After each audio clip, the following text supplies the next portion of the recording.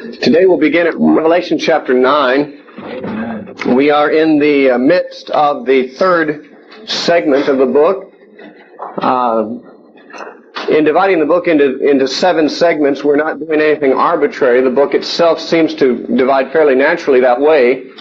So far, each of the segments has subdivided into 7 subunits. The first segment was chapters 1 through 3, which was divided into 7 letters to 7 churches. The second segment was chapter 4 through chapter 8, verse 1, which subdivided into 7 seals of a book being broken. And now we are in the midst of the third segment, which divides into 7 trumpets sounding. And while it is possible that I'm not reading it correctly, it seems to me that these 7 trumpets sound as the result of the opening of the book. There's different ways of looking at this, and some believe that when we saw the events described with the breaking of each of the 7 seals, that those events that were described were actually a description of the contents of the book. My personal way of understanding it is that all 7 seals had to be broken before the book began to be opened. And now that the 7th seal was broken at chapter 8, verse 1, the contents of the book begins to be revealed. Now, the 7 trumpet judgments, each of them brings some kind of devastating disaster upon the land. And taking the view that this is talking about the Jewish war, which began in 66 AD and was ended, for the most part ended with the fall of Jerusalem on August 6, 70 AD, which was when the temple was burned down. Actually, some aspects of the war continued. There was a group of zealots up at the fortress of Masada, which had yet to be conquered. They were conquered, they committed suicide because they knew they could not last against the Romans, and they fell in 73 AD. But they were really just a fringe group. Jerusalem fell, essentially, with the burning of the temple on August 6, AD 70. And the Jewish war lasted almost exactly 3.5 years. It is my opinion that we are reading about that war. Of course, the book of Revelation has already said a number of times in the passages before us that these are things that would shortly come to pass, things that were about to come to pass. Chapter 1, verse 19 said, it said the time is near, the time is at hand. And at the time that John wrote this, I believe it was probably around the year, it was late in the 6th decade of the 1st century. So some of these things happened shortly after the events. Now, after the prediction. With the blowing of the first 4 trumpets, we find a third of certain things affected negatively. A third of the sea turns to blood. A third of the trees are burned up. A third of the rivers turn bitter. A third of the sun, moon, and stars are darkened. To a certain extent, I think we see symbolism here, and to a certain extent, some having connection with something literal. We saw, comparing these things in chapter 8, with statements in Josephus, that the trees were cut down and destroyed to a great extent by the Romans, partly for the purpose of making siege works against the cities. And there was a defoliating of the land by the Romans in the course of the war. There was a passage in Josephus that described the Sea of Galilee turning all bloody because of a battle at that sea, and that it was filled with dead bodies and wrecked ships, which sounds very much like what is described in chapter 8 of Revelation, verses 8 and 9. As far as the waters turning bitter, I was unable to find anything in Josephus that corresponded with that, although we saw that it's certainly not unimaginable that the water supplies could be fouled, partly as a result of the siege, deliberately by the enemy. But also the symbolism of that third trumpet is rather interesting, because the waters that are drinkable become undrinkable as the result of a burning torch being thrown into the rivers. And we pointed out that that's just the reverse of what happened in Exodus 15, where bitter waters were made sweet by the casting of a tree or of a stick into the water. And this is seemingly has the value, the symbolic value of a reversal of fortunes for Israel, because God told them at the time that He turned the bitter waters of Marah sweet, that He would be their healer, insofar as they kept his laws, and he would not put any of the diseases or disasters upon them that he had put on Egypt. Here in the Revelation we see the very same kinds of disasters that were put on Egypt, seemingly put upon Israel. Of course, some of this interpretation depends on how we interpret the Greek word gay, which can be translated either earth or land. It is the same word, regardless of which English translation is preferred. In any place in the New Testament, wherever you find the word land or the word earth, it is that same Greek word. And so there's some arbitrariness about the preference of translation in this case. And I am preferring in most of these cases to translate it as land, which would focus our attention on the land of Israel. Those who translate it as earth would tend to see it more of a global calamity. If translated as earth, then we're looking at something that's global and has not yet happened, and therefore would give support to the futurist view. If land is the right translation, as I'm attempting to show there's good reason to suggest, then a preterist interpretation seems to be favored, at least of these passages, which means that it had to do with a localized judgment on the land of Israel. In chapter 9, we have the sounding of the fifth and then of the sixth trumpets.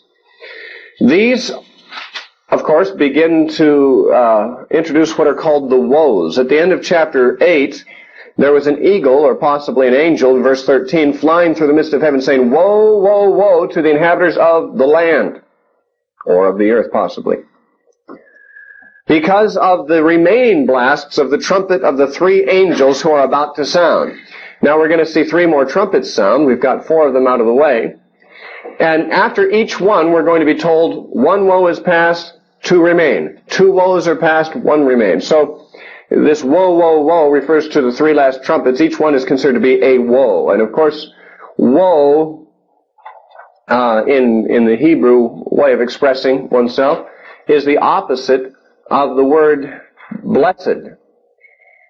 Jesus demonstrates this in Luke chapter 6. You might recall in the Beatitudes that are found there. He says, "Blessed are you poor, blessed are you who are hungry, blessed are you who mourn, blessed are you who are persecuted." Then turns around and says, "But woe unto you who are rich, woe unto you who are full, woe unto you who laugh, woe unto you when all men speak well of you."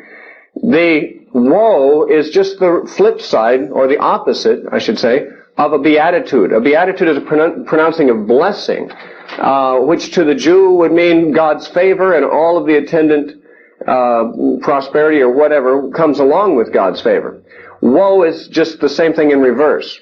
God's total disfavor, attended with disasters and tokens of judgment and anger coming from God upon those against whom woes are pronounced.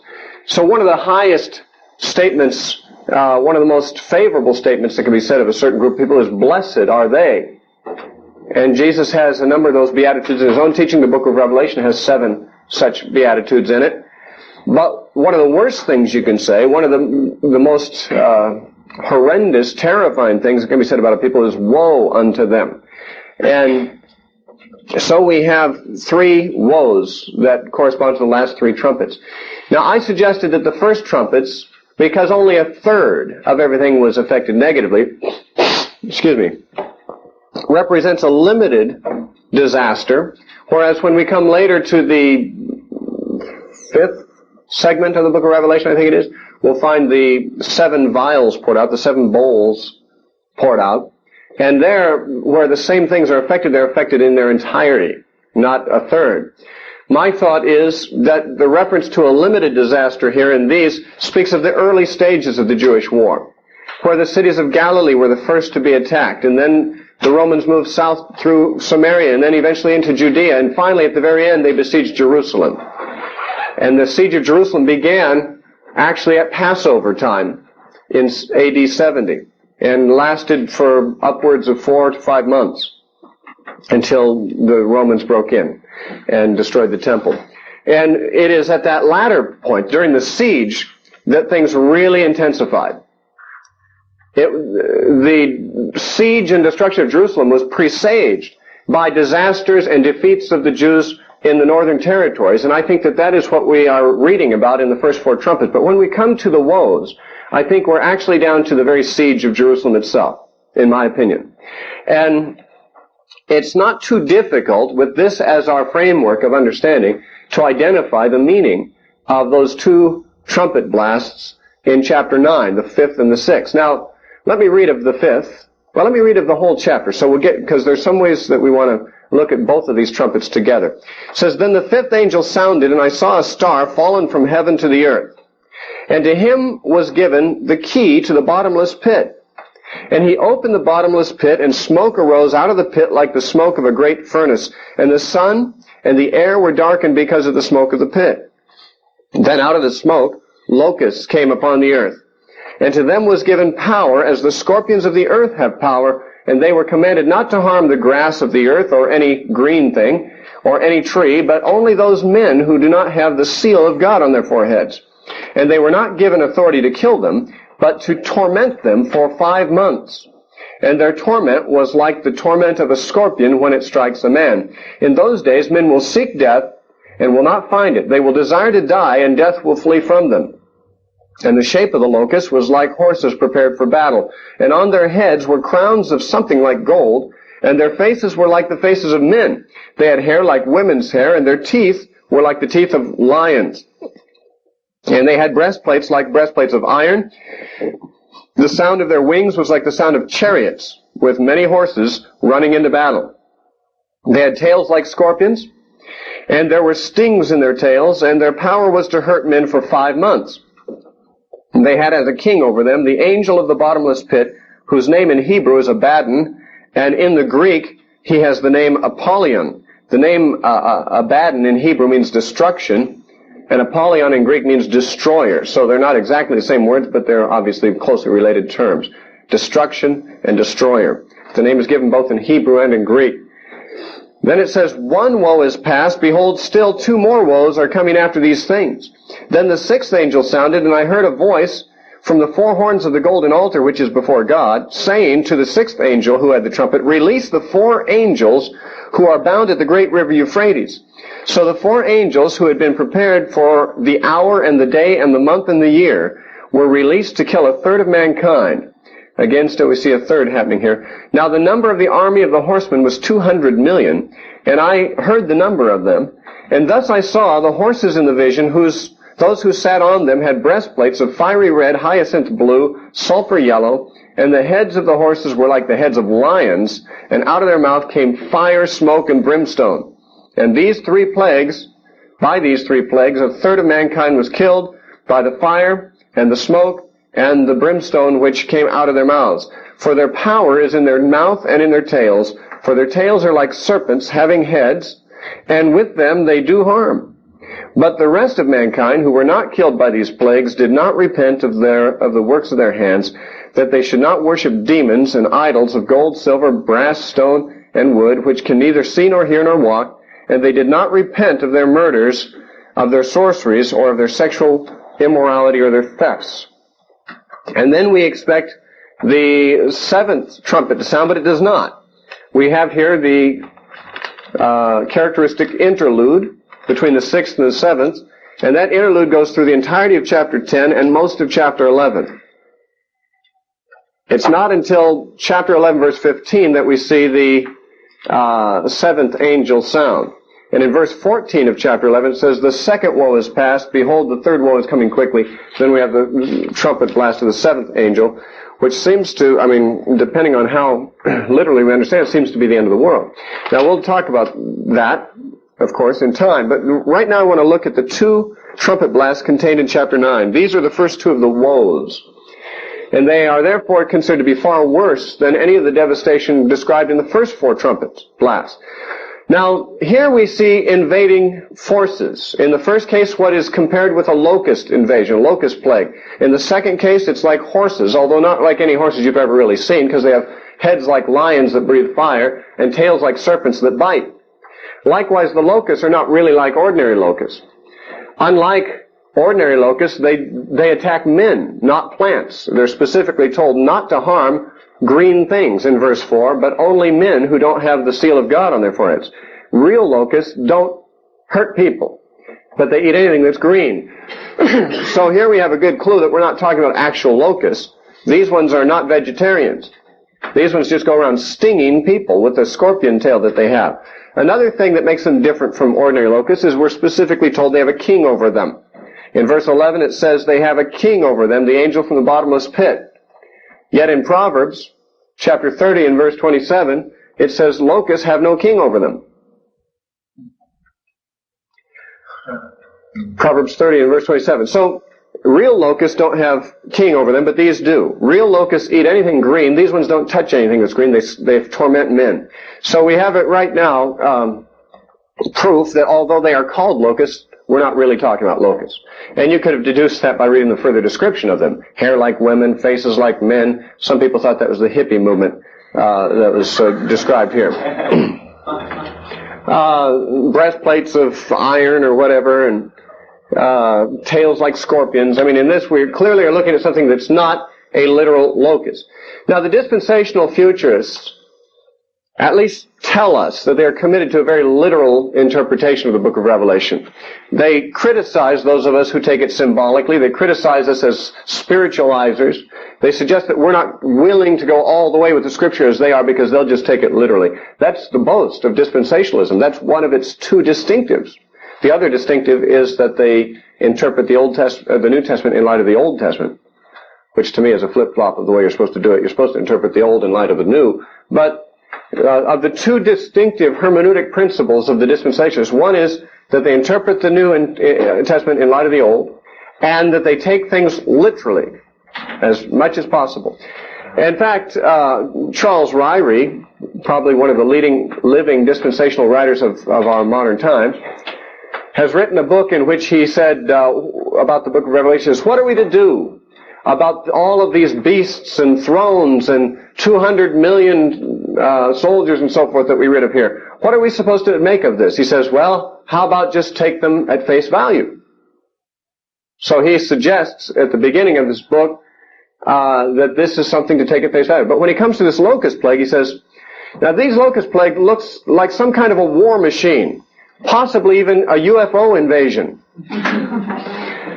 Frankly, that's not my idea of taking it at face value. If you're taking it at face value, you're talking about some kind of monstrous insect that's coming on, not a UFO invasion.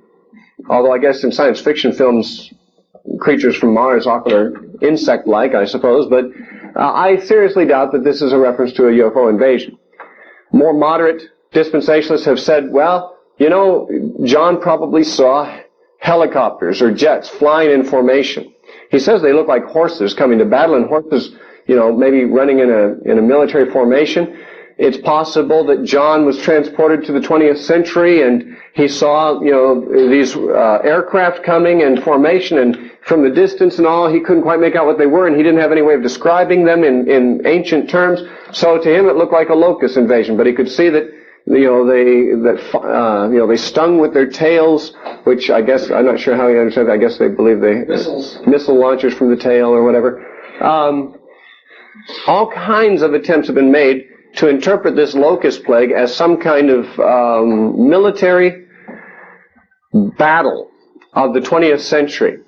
In fact, I don't know of any portion of Revelation that's become the playground of eccentric interpretations more than this chapter.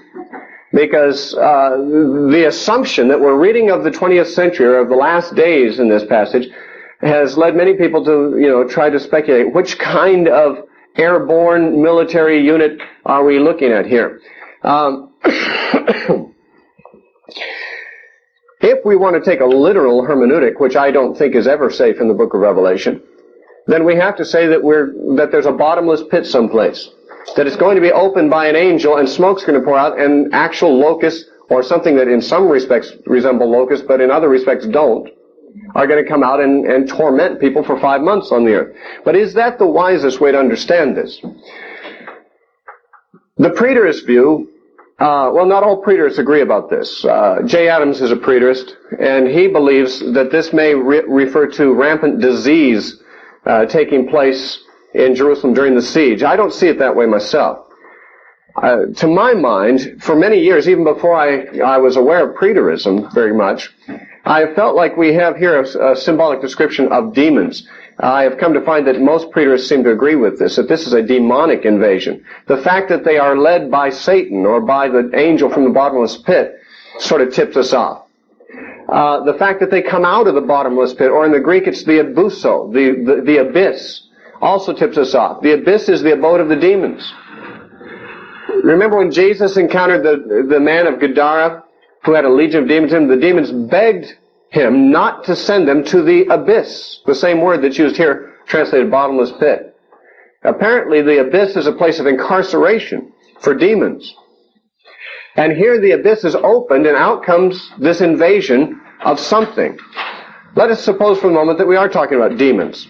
Does it fit the description? Why would this description be a fit description of a demonic invasion upon the inhabitants of Jerusalem during the siege? Well,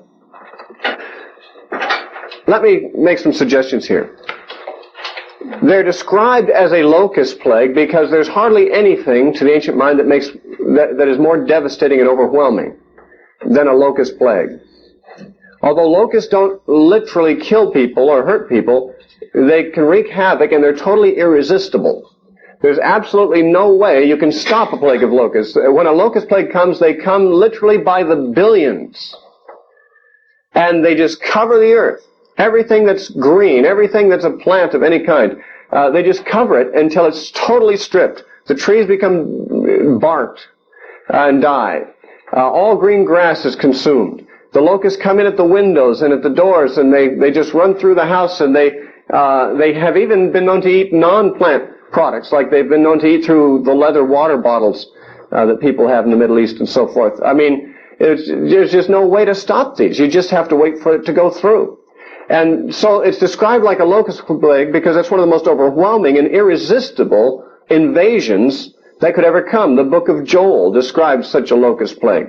And the locusts that were coming in Joel are described like a mighty army who cannot be resisted with the sword.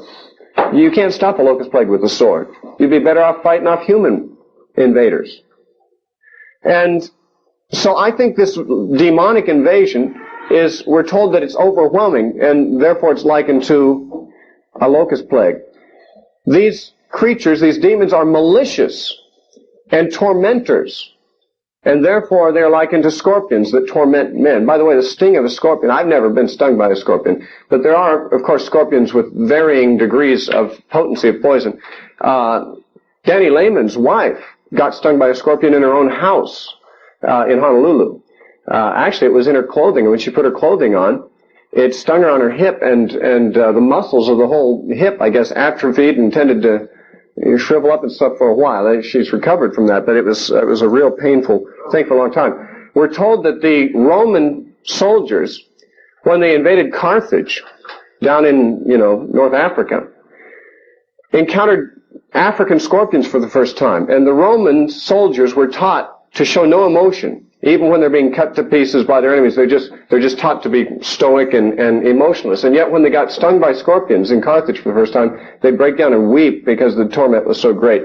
And so there's hardly anything more tormenting to the ancient mind that could be used as a symbol of the torment of these demonic powers than that of scorpions. By the way, Jesus said to his disciples in Luke 10, and I think it's verse 18? 19? In Luke 10:19, he said, "Behold, I give you power over serpents and scorpions and over all the power of the enemy, and nothing shall by any means hurt you." Certainly he couldn't have meant physical serpents and scorpions, because Christians are hurt physically by physical things, including serpents and scorpions. And I realize some people like Paul have been bitten by serpents and survived, and I don't rule that out.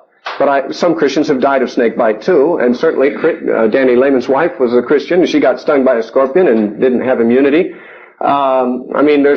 This is not a promise of deliverance from physical danger. Every one of Jesus' disciples suffered and died physically at the hands of evil men. Therefore, all the power of the enemy, nothing shall hurt you, cannot refer to physical harm. But spiritually, serpents and scorpions refers to demonic powers. And that seems clear by the fact that Jesus says, "and all the power of the enemy," meaning Satan. So there Jesus has given us scorpions as a type or a picture, along with serpents, of demons. Now here, these locusts are like scorpions, and they torment people. Demons torment people. There was a woman who came to Jesus in Matthew chapter 15 and said, Lord, my daughter is grievously tormented by demons. And though Jesus put her off for a while because she was a Gentile, he finally granted her request and delivered her daughter from demons. But the effect of demons on people is described biblically sometimes as torment. And these demons, or these locusts, whatever they are, torment people for 5 months. We'll talk about that 5 months in a moment. Like horses, they're compared with horses, which are considered to be, in ancient times, war machines. The horse was the typical war machine, horses and chariots.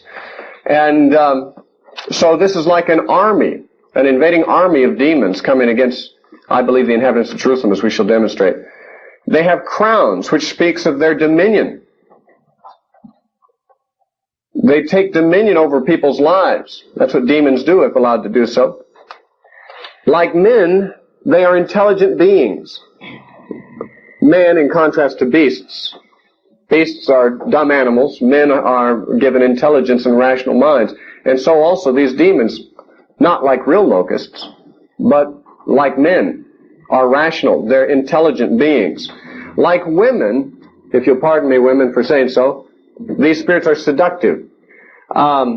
This is not to say that all women are seductive, but it says they had hair like women. And in biblical times, women did not wear their hair down in public because it was considered immodest, it was considered seductive. Women did have long hair for the most part, but they covered it and usually had it up because a woman who would appear in public with her hair down would be considered to be not very modest and possibly seductive. These locusts, if it is visible that their hair is like women, it may suggest they are seducing spirits compared with an imprudent woman, an immodest woman, seducing. Paul said to Timothy that men will give heed to seducing spirits and doctrines of demons. And so demons can be seductive, and the hair like women probably points in that direction. They are like lions in their ferocity. It is said they have teeth like lions. It is also said they are like horses. This imagery comes directly from the book of Joel. In Joel, the locust plague that's described there is described as being like horses coming, and they have teeth like lions' teeth. They have breastplates of iron, which is very hard metal, and therefore suggests they are invincible. There's no way that these can be stopped by human means. And like chariots, they come in great hordes, invading.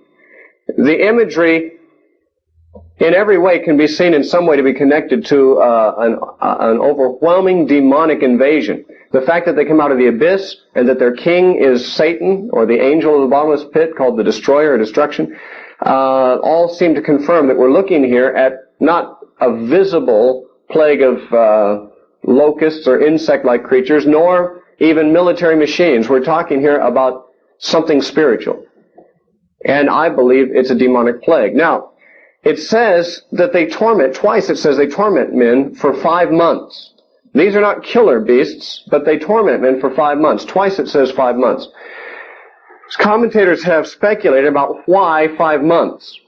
On the view that we're reading about a 3.5-year tribulation here, there's no specific reason why 5 months of any kind would stand out in that 3.5 years as being particularly fitting as an understanding of why this is a 5-month torment. Most commentators have pointed out that the duration of a locust life cycle, a natural locust, is 5 months. And some have thought there's no other reason for mentioning the 5 months here than to make it more convincing like locusts. I mean, to make the comparison with real locusts somewhat more detailed. However, that doesn't seem like the right explanation to my mind. And the reason I say so is because it twice makes reference to the 5 months, as if that's more important than just an incidental detail of the life of locusts, lifespan of locusts. It is so that the Romans besieged Jerusalem on the 14th of Nisan, which was Passover, which would be approximately the beginning of April on our calendar. As I mentioned a few moments ago, Jerusalem fell and the temple was burned on the 6th of August. AD 70.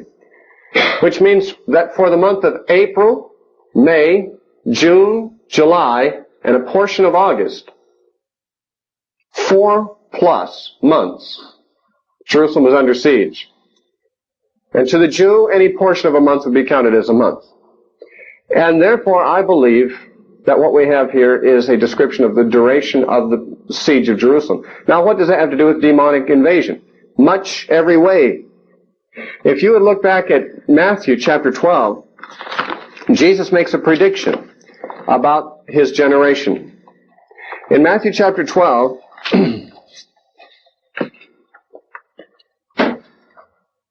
verses 43 through 45, I take this to be a cross-reference to the passage before us. Matthew 12, 43 through 45. Jesus said, when an unclean spirit goes out of a man, he goes through dry places seeking rest and finds none. Then he says, I will return to my house from which I came. And when he comes, he finds it empty, swept, and put in order. Then he goes and takes with him 7 other spirits more wicked than himself, and they enter and dwell there, and the last state of that man is worse than the first. So shall it also be with this wicked generation. Now, Jesus is not just giving us a teaching about the activity of demons when they go out of a man. He does give a teaching about that, but he does it as an illustration. He says, that's what's going to happen to this generation. What is going to happen?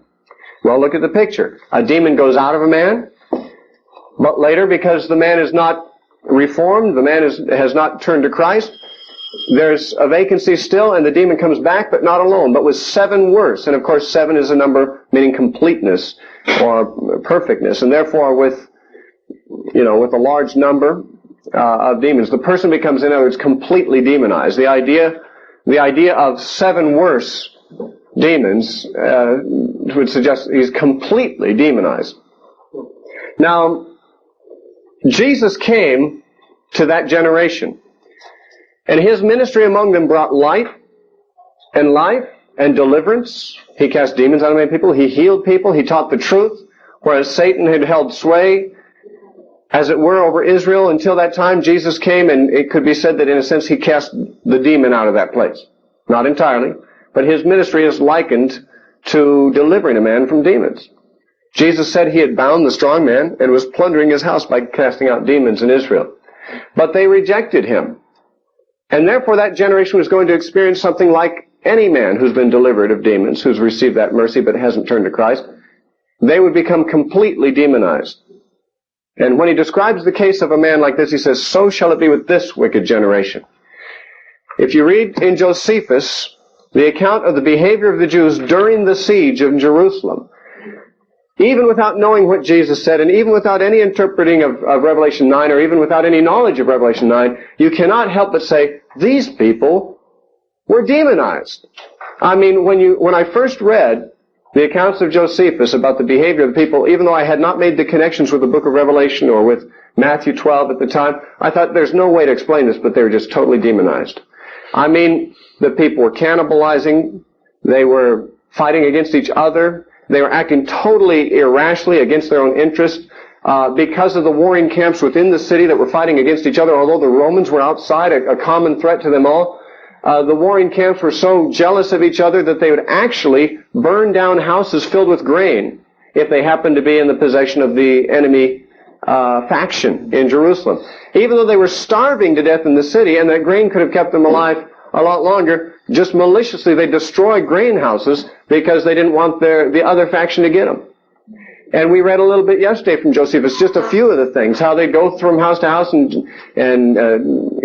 kill each other. They'd stab even the dead bodies for pleasure with their swords. I mean, eventually I just can't even go into all the detail. Even to read a short summary of life in Jerusalem during the siege would lead anyone to say, these people were inhuman. They were monsters. They were absolutely without human affection, absolutely without rational governance of their behavior. And as I said, even if you had no theories about the demonization from these scriptures of these people, you would conclude no one could be this way unless they were totally consumed by demons. And I can't say any more detail for lack of time and because it's such a general description. I mean, all you have to do is read a brief description of what happened, and you would come to the same conclusion. These people were just overwhelmed with demons. And I believe that what the fifth trumpet represents is just that. The judgment on that generation that Jesus said would come. He had, figuratively speaking, cast the demon out of that generation in his day, but after he left, the demons came back in force and totally demonized the whole population, so that there was absolutely nothing left of sanity in their behavior or of rational thinking or of humanity even toward each other. And so I think that we have here a description of the demon invasion upon the inhabitants of Jerusalem. And since the 5 months is roughly the same period that the siege lasted, I think that that's what it's talking about here. So we now are focusing on Jerusalem itself and not simply on the earlier stages of the Jewish war. We're now down to AD 70. And then the sixth angel sounded, and likewise we have some unusual creatures coming. Yes? I wonder if you want to comment on the locusts are all wearing crowns, something like gold. Okay, it says like gold. They're not authentic gold, right? Okay, in other words, they're false gold. They have the appearance of being gold crowns, but the way he states it sounds like they're not really gold at all, suggesting that the dominion of the demons is not a legitimate dominion. And it never is. All authority in heaven and earth is given to Christ now. There is no legitimate dominion except that which belongs to him. Yet, demons will gladly rule over whatever persons are vulnerable to them, though their dominion is not legitimate. And that's what I understand to mean by crowns, as it were, like gold. Not actual gold. The appearance of gold crowns, that is the appearance of being legitimate dominion and authority. But really it's fake, it's counterfeit. Nonetheless, they torment and they control these people for that period of time. Now, in the main creatures that are described in the sixth trumpet are horses. Now, like the locusts, I mean, in the fifth trumpet, they're described like locusts, but not very much like any locust you've ever seen. Like locusts that have 1,000 characteristics that are un-locust-like. Likewise, these horses, they're described as horsemen, but they're not really horses like real horses. They're lions-headed, flamethrower-mouthed horses. In fact, you can imagine how futurists work with this. They think that these are maybe army tanks with, equipped with flamethrowers and so forth. Serpent tails. I would say, for a long time I had a great difficulty identifying the difference in the significance between the locust plague and this invasion of horsemen. Now it seems like there are some telltale evidences of a distinction. One is that the locusts came out of the abyss and were overseen by Satan himself, whereas the angel from the bottomless pit, they are therefore demonic. Whereas these do not come from there, they come from the Euphrates. They have an earthly origin, not a hellish origin. And horses have biblically always been an emblem for armies or battle or war. And therefore I would take these horses to be the Romans themselves, possibly even breaking in through the walls at this point. What I see in both of these trumpets is a dual invasion upon Jerusalem. One is of military forces of the Romans. The other is of demonic forces from the abyss during the siege. And it is said that these come from the area of the Euphrates. The fact is that the Euphrates was the eastern frontier of the Roman Empire, and most of the troops that were sent against Jerusalem were sent from this eastern frontier, from the region of the Euphrates, as Josephus tells and historians generally have confirmed. Not all of the Roman troops were from the Euphrates area, but much of the armies came from there. And when it says 200 million horsemen in verse 16, there is, of course, a tendency of some parties to take that literally, and there was, for a long time, especially during the lifetime of Mao Zedong, and probably still since that time, certain dispensationalists have argued these must be the armies of China. Because, for one thing, China alone has a large enough population to even be conceived of supporting an army of 200 million men. And there was a quotation from Mao Zedong uttered back in the 60s, if I'm not mistaken. Don't remember the exact year he made it, but he made a public statement that China in his day was capable of fielding an army of 200 million. He actually gave that figure. Hal Lindsey quotes that figure, I believe, from Mao Zedong's boast in his book, The Late Great Planet Earth. Now, of course, with Mao Zedong saying we can now field an army of 200 million men, and that being the exact number mentioned here, the dispensationalists could not resist the temptation of making the identification here. These are the Chinese armies coming along. Now, there's, of course, nothing in the passage to identify them as Chinese. And the only thing that would support that notion is the insistence on a literalness of the number 200 million, which, while it, of course, might be a literal number, it might not be. We find with the numbers in Revelation, a number of them do not appear to have they seem to make more sense as a symbolic number than a literal number. And those who think, for instance, the 5 months of the previous plague that are described, the locust plague, those who think that that just represents the life cycle of a natural locust, they would be taking that strictly symbolically. When I say that it happens to correspond with the length of the siege, I'm tending to take that 5 months literally. I believe some of the numbers sensibly do make sense literally, but many of them make better sense symbolically. Whichever is the case here, I'm not sure. I suppose if there were other internal reasons to suggest that this army of horsemen was from China, we could be very much inclined to identify the 200 million as a literal number, since China has boasted that they could field such an army. But there's nothing here to suggest that it's the Chinese armies. And the Chinese never came against Jerusalem in 70 AD, to my knowledge. So I do not take this as a literal number. I just see it as an overwhelming horde of soldiers coming against them. And the graphicness of the symbolism, and the fact that these, they have fire and brimstone and smoke coming out of their nostrils and all is, I take quite symbolically of their destructive power.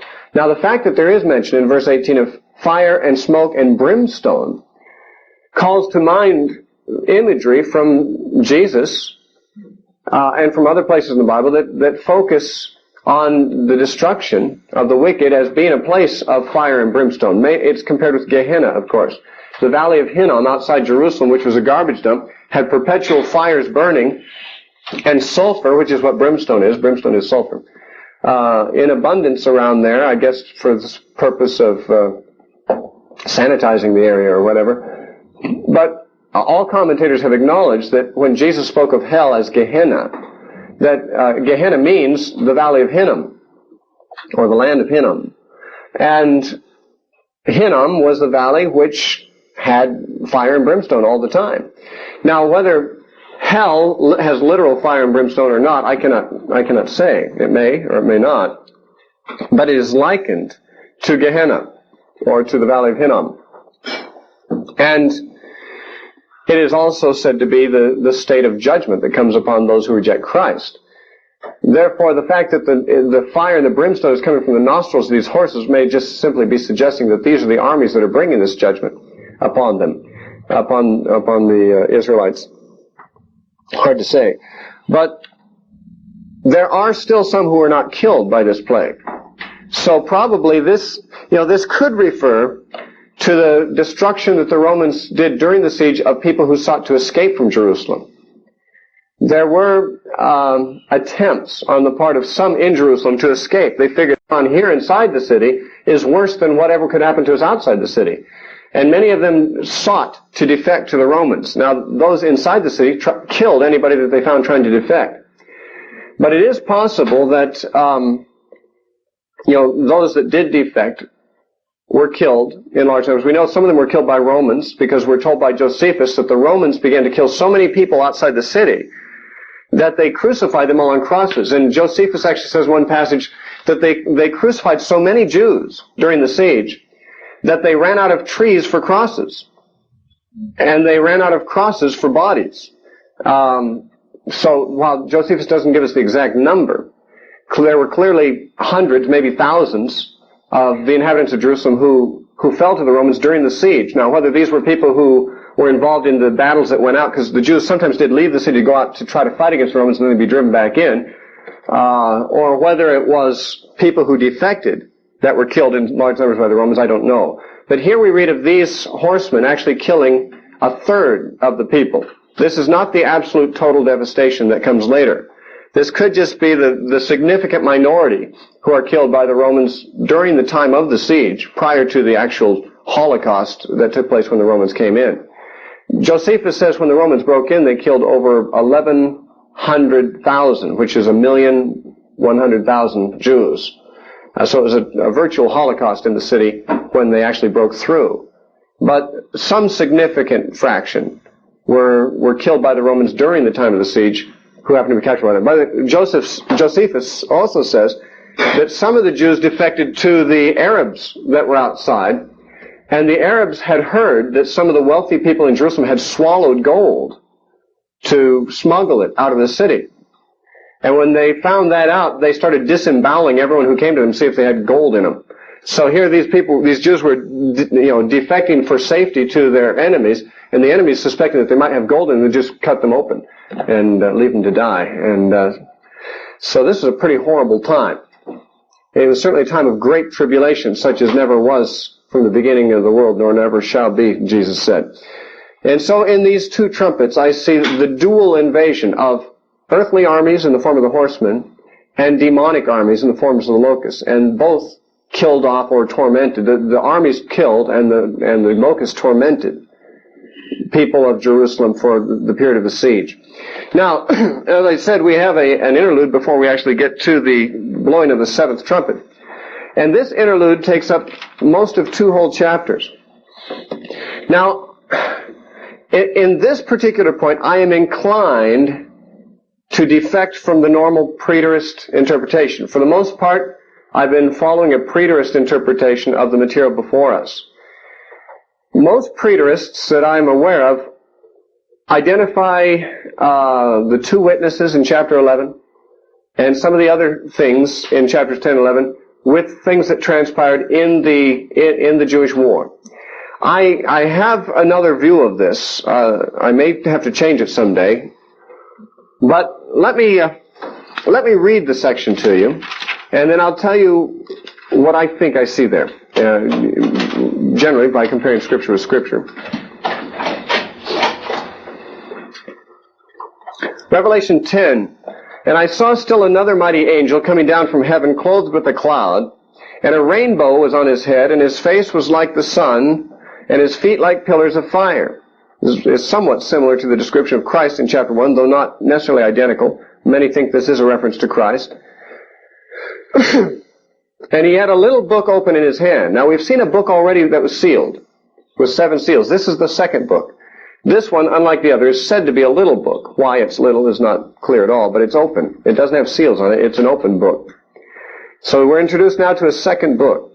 And he set his right foot on the sea and his left foot on the land, and cried with a loud voice as when a lion roars, and when he cried out, 7 thunders uttered their voices. The historist thinks these 7 thunders refers to the papal pronouncements against the reformers. I don't personally see it that way. I was about to write, John said, but I heard a voice from heaven saying to me, seal up the things which the 7 thunders uttered, and do not write them. Which, again, the reformers thought that this meant the papal bulls were of so little significance that they weren't worth even recording.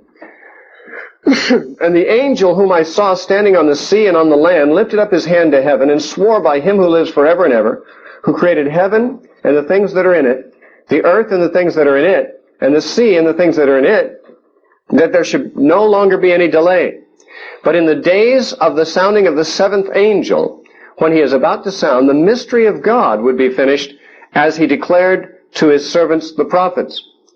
Then the voice which I heard from heaven spoke to me again and said, go take the little book which is open in the hand of the angel who stands on the sea and on the earth. And I went to the angel and said to him, give me the little book. And he said to me, take and eat it, and it will make your stomach bitter, for it will be as sweet as honey in your mouth. And I took the little book out of the angel's hand and ate it, and it was as sweet as honey in my mouth, But when I had eaten it, my stomach became bitter. And he said to me, you must prophesy again about many peoples, nations, tongues, and kings. Now, the interlude continues into and almost through chapter 11, but let me just comment on what we get in chapter 10 here.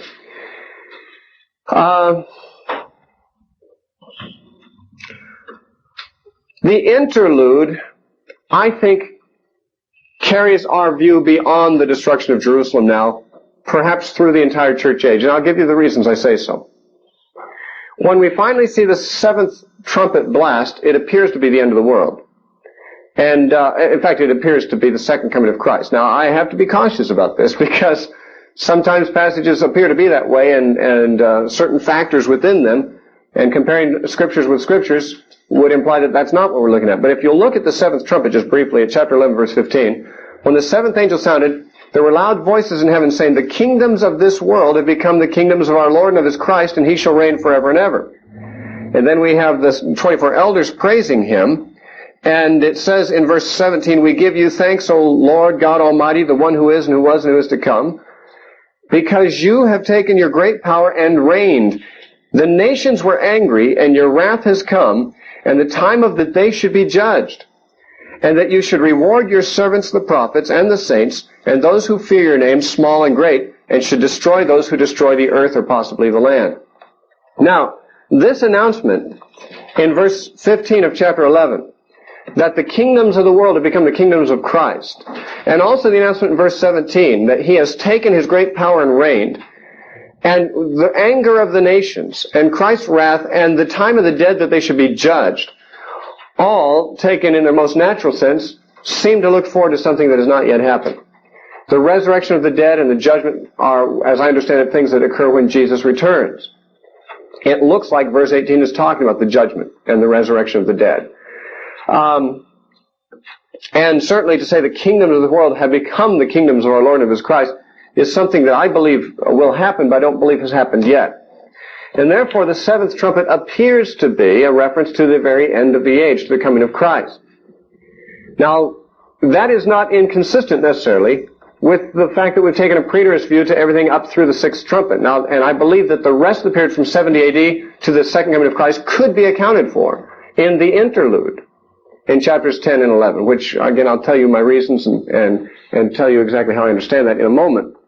But just in order to give the alternate interpretation, the preterists, at least some of them believe, that the seventh angel sounding, and what we just read there at the end of chapter 11, is still a reference to the fall of Jerusalem. And that to say the kingdoms of the world have become the kingdoms of our God and of his Christ is to say that since Jerusalem fell, the world has become Christ's domain as opposed to Jerusalem. And while they have not all surrendered to him, yet he has all authority in heaven and in earth.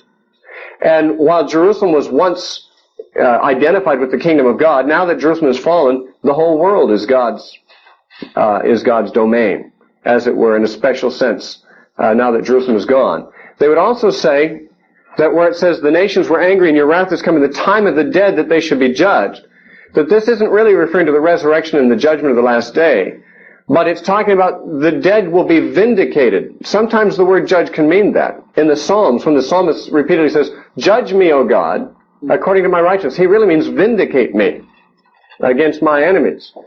And so the preterists, at least some of them, have argued that verse 18 here is not talking about the end of the world, the resurrection and judgment, but it's simply talking about the time when the martyrs are now being vindicated. Vindicated because they were killed by the Jews, and the Jews have now suffered the judgment that was due them for having done so, which seems to make some sense.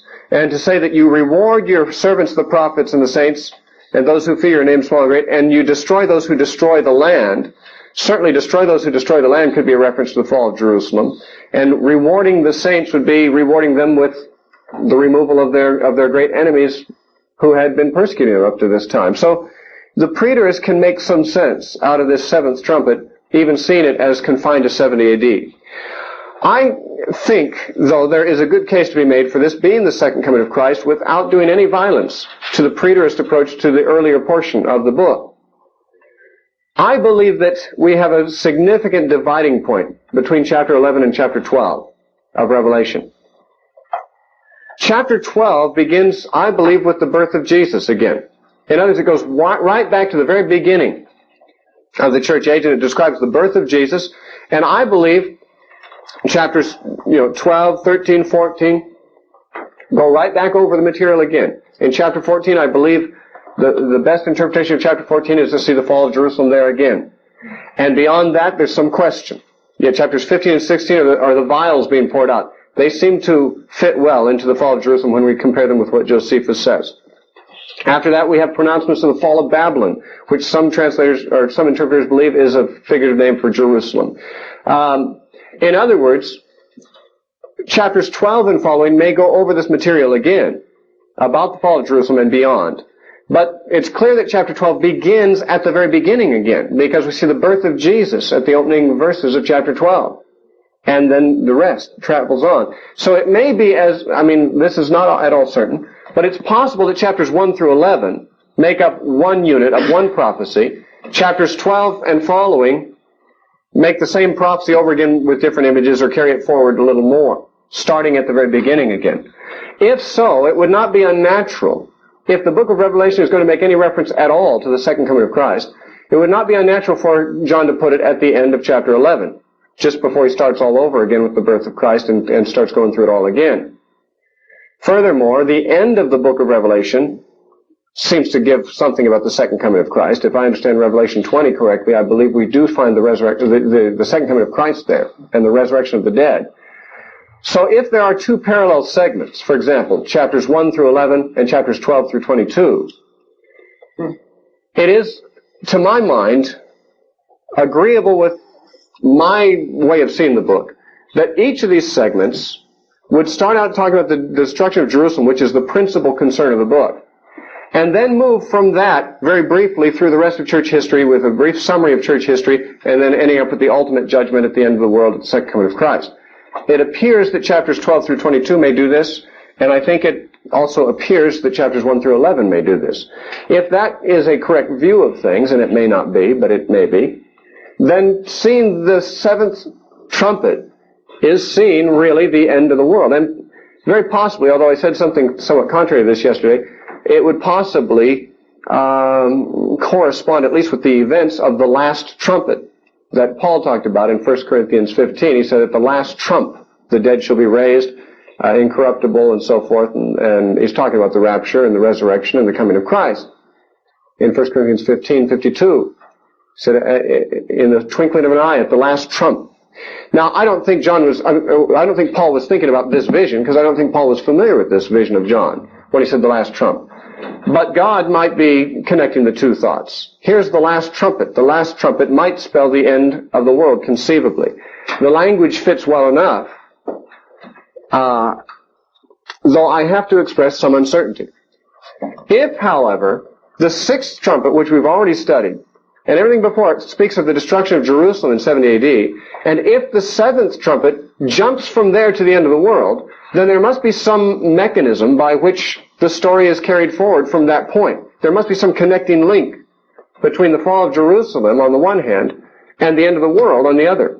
And I have no difficulty seeing chapters 10 and 11, this interlude, as that connecting link. And again, as we go through it, I'll give you all my reasons for it. Look at chapter 10. John sees another book. This started out with him seeing a book which had in it the destruction of Jerusalem. And he has now seen essentially the unfolding of the contents of that book and has described the destruction of Jerusalem. Now another book is introduced.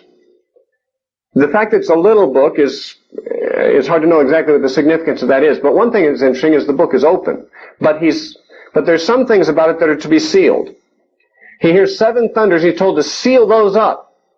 That is in contrast with the book in general. The 7th seal book had to be unsealed because it was about to be fulfilled. 70 AD was at hand, and therefore the book that contained the destruction of Jerusalem had to be unsealed. And John is told at the end of the book, don't seal the book because the time is at hand. But of the 7 thunders, it says, do seal the book, which may suggest that the time is not at hand. We've got an extended period here in view. Just like Daniel was told to seal up the prophecies, seal up the book that he wrote, because the time was not going to be soon. So also here we have him being told in chapter 10, verse 5, or in chapter 4, to seal up the things that the seven thunders uttered, which, to my mind, suggests there's a somewhat more distant fulfillment now in view rather than a short-term fulfillment. Furthermore, the person who makes this announcement has one foot on the land and one foot on the sea. The land typifying Israel and the sea typifying the Gentile world may suggest that now we're extending our vision not to Israel alone, but beyond that into the Gentile world. That would seem to be confirmed by the fact that John is told in verse 11, you must prophesy again about many peoples, nations, tongues, and kings. In contrast to the earlier prophecy that was not about many nations, peoples, tongues, and kings. It was about Jerusalem and Israel. But there is now an announcement, there's another book, another prophecy to be given, and this extends beyond Israel to include many nations, peoples, tongues, and kings. Thus the angel has one foot on the sea, which represents the Gentile world, and one foot on the land. And another thing that may suggest that the whole church age is going to be encompassed in this interlude is in verse 6 and 7. Perhaps especially in verse 7, where it says, in the days of the sounding of the seventh angel, when he is about to sound, the mystery of God would be finished. What is the mystery of God in the New Testament? The church is the mystery of God. Paul repeatedly uses the term mystery of God when he's referring to the church. He says, it is a mystery that was concealed from ages past to the sons of men, but is now revealed to the apostles and prophets through the Spirit. He says it in Colossians, he says it in Ephesians, he says it at the end of Romans, chapter 16. He says it in a different way in 1 Corinthians chapter 2. But in all these places where Paul talks about the mystery of God, he's referring to the church age, and particularly the inclusion of Jews and Gentiles in one body in Christ. That's what Paul in Ephesians 3, I think it's verses 3 through 5, if I'm not mistaken, says is the mystery. He states it very plainly, that the Gentiles will be fellow heirs with the Jews in one body. That's the mystery. Now, according to this statement in verse 7, the mystery of God is going to be completed by the time the seventh angel sounds. So a number of factors here incline me to the view that John is deliberately, or Jesus in giving this, is deliberately saying, okay, now that we've talked about the fall of Jerusalem, really things aren't completely over until the seventh angel sounds. But before that happens, there's an extended period of time during which the mystery of God has to be completed, the church age. It is typified by John having to prophesy to many nations, kingdoms, and peoples, and so forth, as opposed to just Jerusalem. The angel has a foot on the sea as well as the land, typifying a world view, a view of the whole world, of the Gentile world included. And the seven thunders' voices are to be sealed up. Why? Well, since the book of Revelation in general is told to be not sealed because the time is at hand, we suggest that the information of the seven thunders is sealed up because it is not at hand, because there's going to be some passage of time implied here. Now, those are factors. I have not commented verse by verse on chapter 10. It's a little difficult to do so, to be honest with you. But to extract from it these features, to my mind, are sufficient to point to the church age coming into view here. And to me, it is not inconsistent with the preterist view necessarily. When the book says these are things, this book contains things that must shortly come to pass, well, the bulk of the book is about things that shortly came to pass. But to make that statement does not mean there can't be any information about things somewhat more distant, especially as an aside, as it were. He talks about things that did shortly come to pass, and most of what we've talked about so far, maybe all of it, has been about 70 AD and the Jewish war. But that there would be a glance, at least, a glimpse of things more far-reaching, would not do violence to the statement that the book is generally about things that may shortly come to pass. And so, I have come to the view, despite the difference of opinion that this represents with the most preterists, that we have here the church age, and that helps me understand chapter 11 a little better. And we haven't talked about chapter 11 yet, so let's do that. Let's look at chapter 11. I think that chapter 10 is suggested we're looking at an extended period of time now. That period I tend to identify with the church age. You're certainly entitled to a different opinion on that, but I think it has to do with the entire age of the church since 70 AD to the present and on till the seventh trumpet or the second coming of Christ, where the resurrection of the dead and the judgment takes place. And the kingdoms of this world have become the kingdoms of our Lord and of his Christ. Chapter 11 then. We have two images here. One seems connected to 70 AD, but looks beyond it to the entire times of the Gentiles, which would be the rest of the church age. The other is that of the two witnesses. Look at verse 1. Then I was given a reed. Oh, by the way, I should mention just something in passing. At the end of chapter 10, where he says, I took the book out of his hand, I ate it, it was sweet as honey in my mouth, but when I'd eaten it, it was bitter in my stomach. This is simply a repetition of the actions of Ezekiel. In Ezekiel chapter 3, and verse 3, and also previous to that, in Ezekiel 2:10, he is handed a book, a sealed book, and he has to eat it. And then he says it was sweet in his mouth but bitter in his stomach. So this is a repeat of what Ezekiel did in a sense. The significance of sweet in the mouth and bitter in the belly, I don't know exactly, what all that means. The mouth and the belly and so forth. I'm sure it symbolizes something, but I'm not all that astute to be able to say with certainty what it does symbolize. But at chapter 11, verse 1, then I was given a reed like a measuring rod, which also recalls Ezekiel. Ezekiel in chapters 40 through 48 gives us a description of a temple, and it begins with a man who has a reed and a measuring line in his hand, and he's going out to measure the dimensions of the temple. Here we have an echo of that in John being given a measuring rod, a reed, to measure the temple. He says, the angel stood saying, rise and measure the temple of God, the altar and those who worship there. But leave out the court which is outside the temple, and do not measure it, for it has been given to the Gentiles, and they will tread the holy city underfoot for 42 months, or 3.5 years. Now, some interesting things here. He is told to measure the temple, but not to measure the outer court that was given to the Gentiles. They're going to tread it underfoot. Therefore, the measured portion is preserved. The part that is left out of the measuring is given over to the Gentiles. The idea is the destruction of the temple. Happened in 70 AD.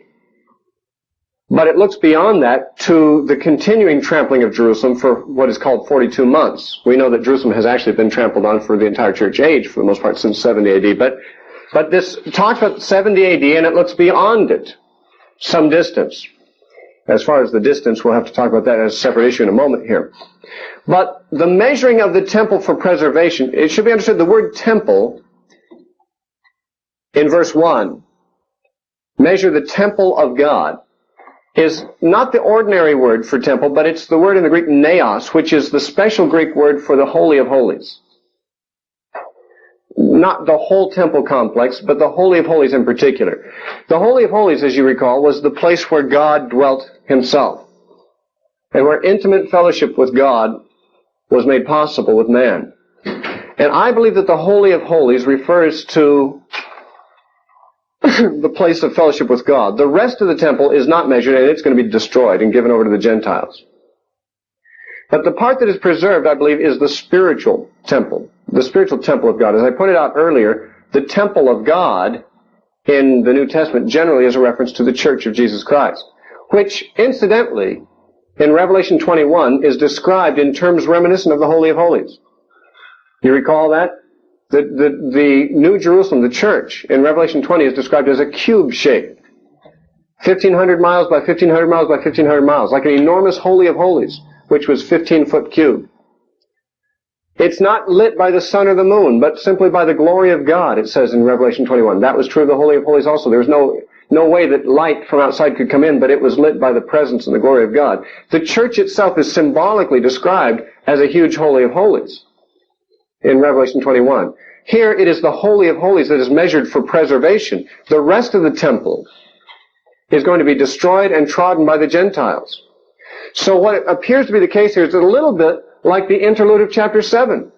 Before we read of the destruction of the temple and Jerusalem in chapter 7, there was the interlude of the 144,000 who would survive. Before God let the angels of judgment loose, he sealed his servants on the forehead so they would be preserved. Here is a similar action of similar significance. Whereas in chapter 7 it was a seal on their forehead that preserved them, here it is a symbolic measuring of their dimensions, or we could say of their number, of the true temple, of the true Holy of Holies, the true people who had fellowship with God. Before the temple was destroyed, there had to be a measuring of a portion to be preserved. And I believe that that portion that's preserved, the Holy of Holies, represents the church. that is the Jewish church that was preserved when Jerusalem was destroyed. But the rest of the temple was given over to the Gentiles, as it says here. Don't measure the court of the Gentiles, or don't measure the court that's outside the temple, outside the naos, the Holy of Holies. For it has been given to the Gentiles. This is a reference, of course, to the destruction of the physical temple by the Gentiles, the Romans. But significantly, it says, they will tread the holy city underfoot for 42 months. Now, this is the first time in the book of Revelation we encounter the expression 42 months or its equivalent. 42 months is, of course, 3.5 years. We have in chapters 11, 12, and 13 of Revelation 5 different references to this period of time. It is called time, times, and the dividing of a time. I believe that's in chapter 12.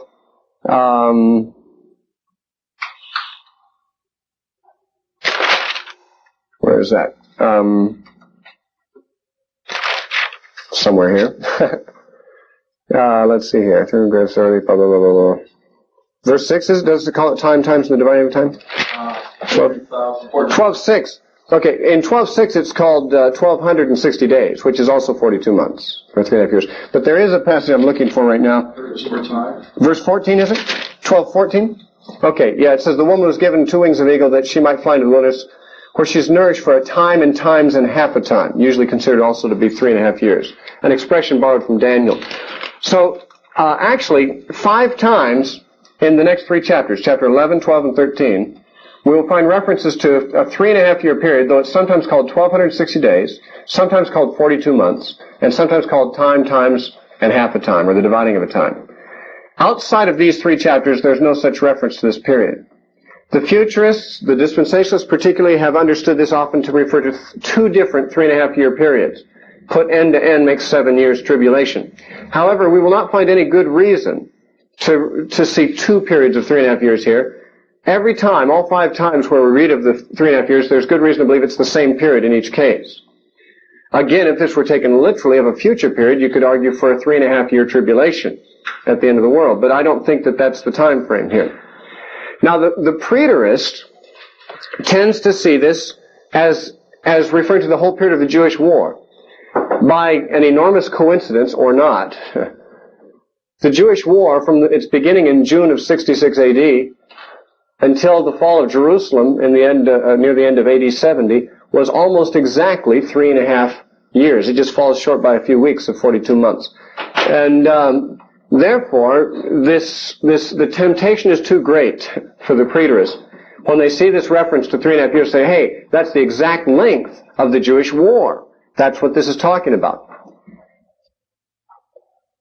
It is also the case that the length of time during which Nero persecuted the church, from 64 to 68 AD, was approximately 3.5 years. And when we read that the beast persecutes the saints and rules for 3.5 years, the same length of time, the temptation is great for the preachers to say that's a reference to Nero and his persecution of the church. Now, I don't want to say that doesn't look very tempting. I mean, that interpretation sounds very tempting because there is a very good correspondence there. But then there is a good correspondence in the number 200 million horsemen to the number of Chinese soldiers that Mao Zedong said he could send to, and I don't understand that to be the correct interpretation of that passage. It is sometimes the case that coincidentally certain facts can be made to harmonize with a literal interpretation of certain parts of Revelation. Whether that's the thing to do here or not has to be determined on other bases. Here we are told that the holy city is going to be tread underfoot by the Gentiles for 42 months. Jerusalem was not tread underfoot by the Romans for the entire Jewish war. It was only the very last point when the Romans broke through the walls and came and trod underfoot Jerusalem. They only had it under siege for 5 months. The other parts of the 3.5 years, the Romans weren't even in Jerusalem. And so I don't tend to agree with this identification. But there is a cross-reference for us to this in Luke 21, the Olivet Discourse. And once again, I would remind you what may be sounding like a monotonous refrain coming from me, is that the Olivet Discourse and the book of Revelation are about the same thing. The Olivet Discourse is sort of like a condensed version of the Apocalypse, and most commentators call it the Little Apocalypse. But in Luke 21, a verse that many of you probably have memorized by now, verse 20 and following, through verse 24, says, "But when you see Jerusalem surrounded by armies, then know that its desolation is near. Then let those in Judea flee to the mountains, and let those who are in the midst of her depart, and let not those who are in the country enter her, for these are the days of vengeance, that all things which are written may be fulfilled. But woe to those who are pregnant and those who are nursing babies in those days, for there will be great distress in the land and wrath upon this people, and they will fall by the edge of the sword, which they did when the Romans came in. They will be led away captive into all nations." It happened. "And Jerusalem will be trampled by the Gentiles." The same expression used in Revelation 11. How long? Until the times of the Gentiles are fulfilled. Now Jesus predicts that Jerusalem will be trampled by the Gentiles beginning at 70 A.D. until the times of the Gentiles are fulfilled. Now it's not entirely clear what is meant by the times of the Gentiles. But the most reasonable expression or interpretation that I think most would agree with is that it means the time of God's dealing with the Gentiles as opposed to Israel. God has been dealing with Israel up until 70 A.D., and now Israel's gone. Jerusalem's gone after 70 AD. Therefore, the remainder of the church age, God is principally working among Gentiles. This is the times of the Gentiles. Israel had their times, and now it's the times of the Gentiles, which, if I'm not mistaken, which I could be, the times of the Gentiles refers to the remainder of the church age from 70 AD on. And yet that is the very period that is called in Revelation 42 months. Because where Jesus says Jerusalem will be trampled underfoot by the Gentiles until the times of the Gentiles be fulfilled, Revelation 11:2 has it, the holy city will be tread underfoot by the Gentiles for 42 months. Which, to my mind, makes the 3.5 years of Revelation symbolic of the whole church age. Now that may not be correct, but it may be. And when we see that the two witnesses prophesy for 3.5 years, and that the beast persecutes the saints for 3.5 years, and so forth, we may find reason to confirm this assumption. We're going to start with this assumption based on the fact that Jesus said Jerusalem will be trampled until the times of the Gentiles are fulfilled, and Revelation makes the same time period 42 months. With that as a beginning premise, okay, maybe we're looking at the whole church age here, symbolically referred to as 3.5 years. Well, but why would he symbolically refer to it as 3.5 years? It isn't 3.5 years, it's much longer than that. True, but even Jesus himself didn't know how long it was going to be. And no man knows the day or the hour. Even the Son didn't know when this was all going to come to an end. Therefore, rather than giving a literal number, which would be impossible, if any number would be given, it might as well be some number that's symbolic. I mean, you can't give a literal number since no one, even Jesus, would know what the literal number is.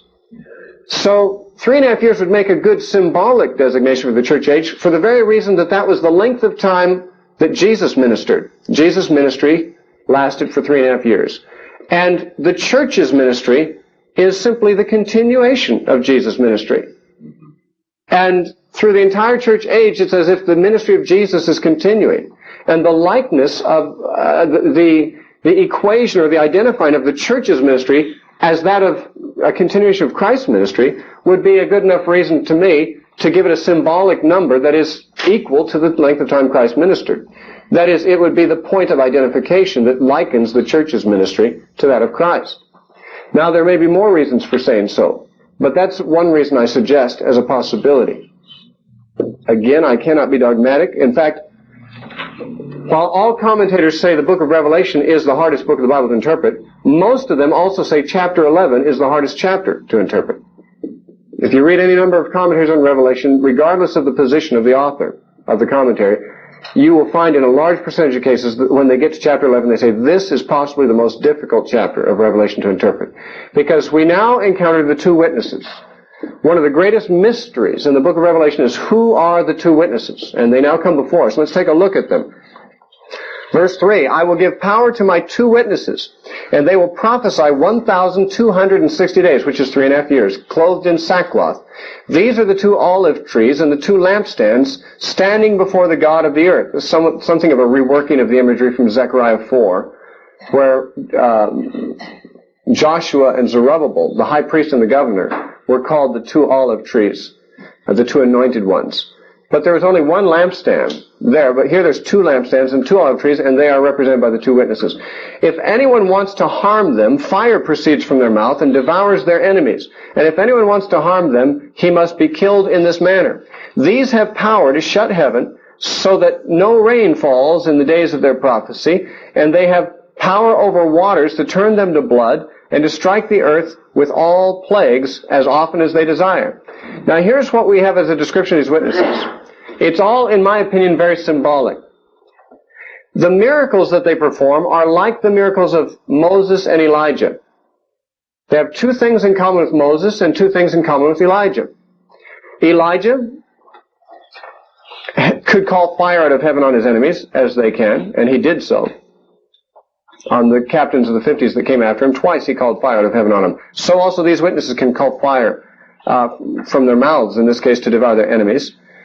Also, they can make it so it doesn't rain on the earth, it says in verse 6. Elijah caused there to be a 3.5-year drought, interestingly, 3.5 years. The Bible specifically calls it 3 years, 6 months in First Kings. And also in James chapter 5, it mentions that the drought that Elijah caused was 3 years, 6 months. So here, these witnesses, like Elijah, can call fire out of heaven on their enemies and can stop the rains for a period of time. 3.5 years happened to be the length of time Elijah stopped it.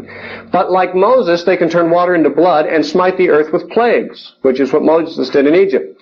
So there seems to be a clear and deliberate association of these witnesses with Moses and Elijah. This has led futurists who believe that we're reading here about a future 7-year tribulation to believe that in the first part of the 7-year tribulation, for the first 3.5 years, there will be actually two human beings that will come, appear in Jerusalem and witness there. And many of them believe that it'll actually be Moses and Elijah because of these similarities. They believe that Moses and Elijah will come. In favor of Elijah coming, they would point to Malachi chapter 4, where God says, I'm going to send Elijah the prophet before the great and terrible day of the Lord. Now, my interpretation of that is that it was John the Baptist, and I'd say that because Jesus' interpretation was that way too.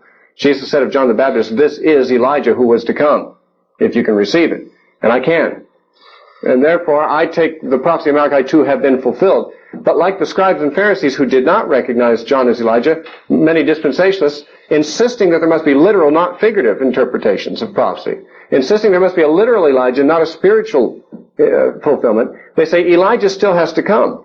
And they say, well, this guy does things like, these two guys do things like Elijah, one of them must be Elijah. Now, the other is usually identified by dispensationalists as Moses, but some would say, no, the other is Enoch. And the only reason for saying so is because Enoch and Elijah were the two men in the Old Testament who did not die. Enoch was translated without seeing death, and Elijah was taken up in a flaming chariot, apparently without seeing death. And so they say, well, it's appointed that a man wants to die. These two men have missed their appointment, and so they have to come back so that they can die. Now, that's kind of arbitrary because not everyone's going to die. When the Bible says it's appointed unto man once to die and after this judgment, it's making a generalized statement. There are exceptions. Paul said we shall not all sleep. We're not all going to die. Some of us are going to be changed. When Jesus comes back, those of us who are alive and remain will be caught up to meet him in the air. Not everyone is going to die.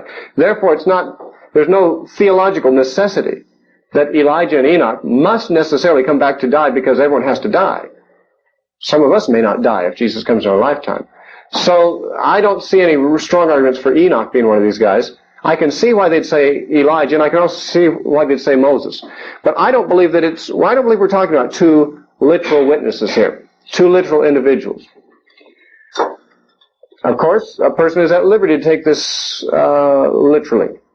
Some preterists have tried to identify these two witnesses as persons who existed actually in Jerusalem in the early days. One preterist author thought maybe James the Less, the brother of the Lord, who was a leader of the Jerusalem church, was one of the two witnesses. And another was someone else, someone lesser known. I find the argument somewhat unconvincing. But the point I would make is that two witnesses were necessary in a Jewish court of law to confirm the truthfulness of a testimony. The Bible says a single witness is not enough. A person cannot be condemned on the testimony of one witness. But in the mouth of two or more witnesses, every word would be established. I'd like to suggest to you that the two witnesses are the church. Now, that's not extremely original. Lots of people have suggested maybe the two witnesses represent the church. Though some have suggested they represent the Jewish and the Gentile elements of the church. Some have thought they represent the Old and the New Testament that bear witness against Israel or something like that. But to my mind, we don't even have to divide and say this and this make the two witnesses.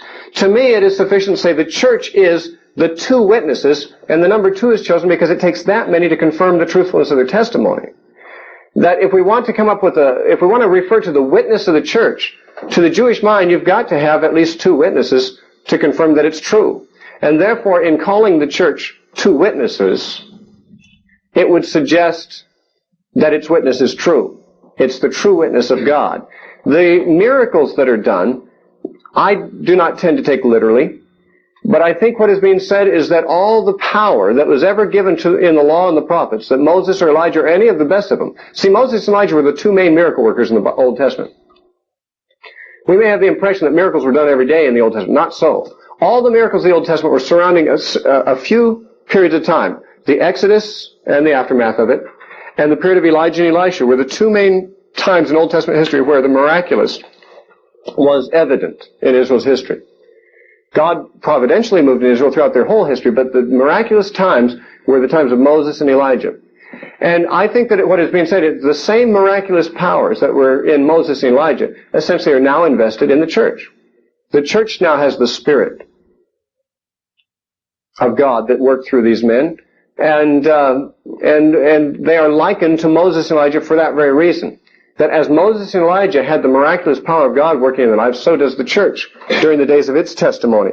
Now, that the church would cause no rain to fall on the earth or call fire out of heaven, of course, is not literally the case. In fact, Jesus forbade John and James to do that when they wanted to. In Luke chapter 9, James and John said, "Shall we call fire out of heaven on these Samaritans and consume them?" And Jesus says, "You don't know what manner of spirit you're of." The Son of Man didn't come to destroy men's lives, but to save them. And since Jesus forbade his people to do this, it seems unlikely that he's going to send someone to do these very things later on.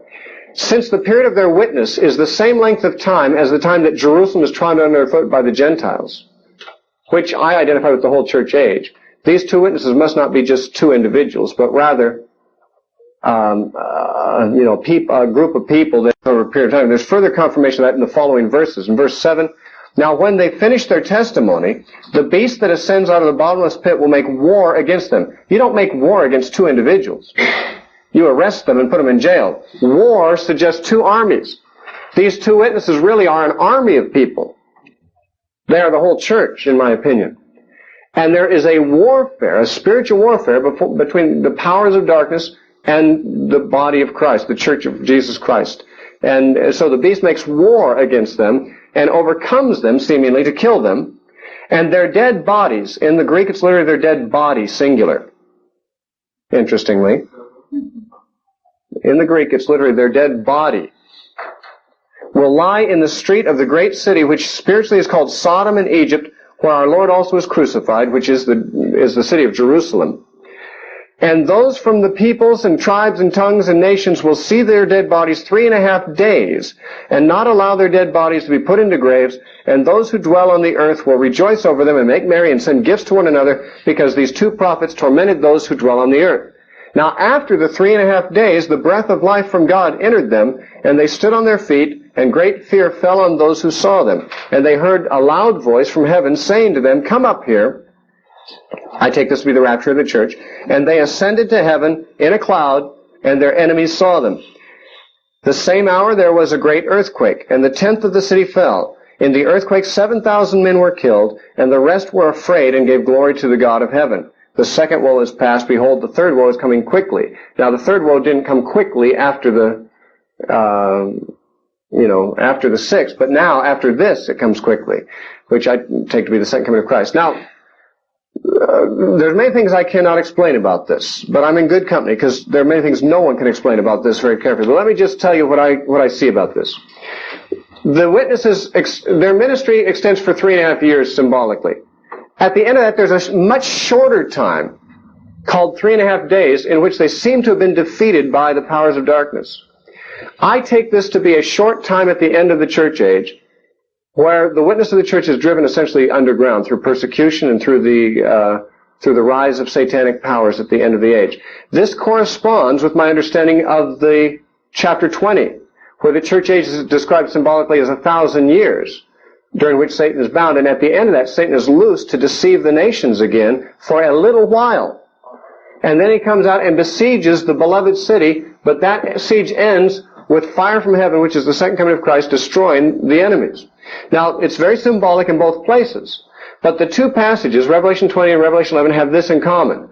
They both speak of an extended period of time, a larger period of time, during which the church is essentially ministering and is above ground and is making progress. But they also both speak of a shorter period of time, during which the church is under siege. And that shorter period of time in both places ends with the second coming of Christ. In this case, it's a picture of the rapture of the church being caught up into heaven. In Revelation 20, it's fire from heaven coming down, which is a picture of the second coming of Christ, who will come in flaming fire, taking vengeance on those that know not God and that obey not the gospel of our Lord Jesus Christ. So I see a parallel here myself between chapters 11 and chapter 20. In chapter 11, the longer period, the bulk of the church age, is symbolically called 3.5 years. In Revelation 20, it's symbolically called 1,000 years, because it's really much longer than 3.5 years. In Revelation 11, the shorter period at the end of the church age, where the church is under persecution and seemingly under siege and under, almost at the mercy of the powers of darkness, Revelation 11 calls it 3.5 days to emphasize the shortness of that period compared to the 3.5 years. In Revelation 20, that short period is called a little while, to contrast with 1,000 years. You see, to me, those parallels are fairly clear. In fact, interestingly here, the force that overcomes these two witnesses is the beast that ascends out of the bottomless pit. In Revelation 20, it is when Satan comes out of the bottomless pit, he brings the nations against the church. In both cases, the little season or the 3.5 days begins with the ascension of the beast in one case, or of Satan in the other, out of the bottomless pit. In other words, the abode of demons. It sounds to me like it's saying that just before the second coming of Christ, there's going to be a time of intense trouble for the church. It may not be 7 years, or it might be. I don't know what length of time it is. The Bible doesn't set the length of time. It's a little while compared to the much longer period of church history that goes before it. But this is how I understand it. Now, the celebration, the giving of gifts and so forth, the not allowing their bodies to be buried, I don't take extremely literally. I just take that to mean the world rejoices over their apparent victory over the church that has tormented them through all these centuries, tormented their consciences with its preaching. The message of the church seems to be momentarily silenced, and the world is happy about it until they see Christ vindicate them in His second coming and rapturing the church.